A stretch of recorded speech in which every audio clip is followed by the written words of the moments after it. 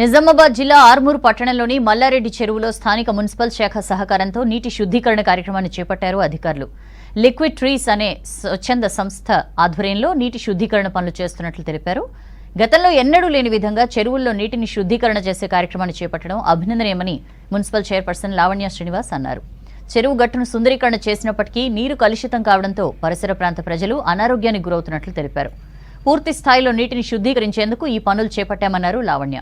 కార్యక్రమంలో liquid tree స్వచ్ఛంద సంస్థ ప్రతినిధులతో పాటు మున్సిపల్ సిబ్బంది, స్థానిక నాయకులు పాల్గొన్నారు.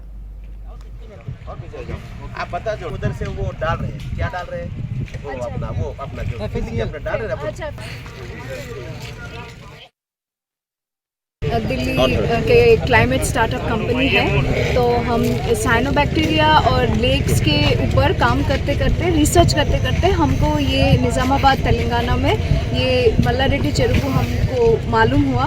हम फिर म्यूनिसिपल कमिश्नर से बात किए, फिर डिप्टी इंजीनियर हमको ये सजेस्ट किया कि यहाँ पे हम देख सकते हैं. तो आते ही हमको पता चला कि ये जो हम करना चाहते हैं काम, यहाँ पे हमने इमीडिएटली सैंपल लिए वो टेस्ट करने के लिए, कंफर्म करने के लिए, क्योंकि जो पानी का जो कलर है उससे हमको लग रहा था कि यहाँ पे वो जो हम साइनोबैक्टीरिया जो harmful toxic blue green algae है वो हो सकता है.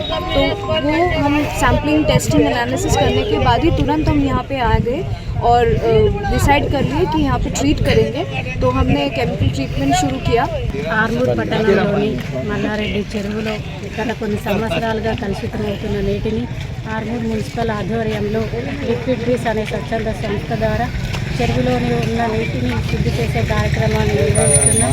గతంలో ఎన్నడూ లేని విధంగా, ఎవ్వరు కూడా చేయని విధంగా చెరువులోని నీటిని శుభ్రపరిచే కార్యక్రమం ప్రజలందరికీ ఉపయోగపడేలా ఉంటుంది. కాబట్టి ఇటువంటి కార్యక్రమాన్ని మా హయాంలో నిర్వహించడం మాకు చాలా సంతోషకరం.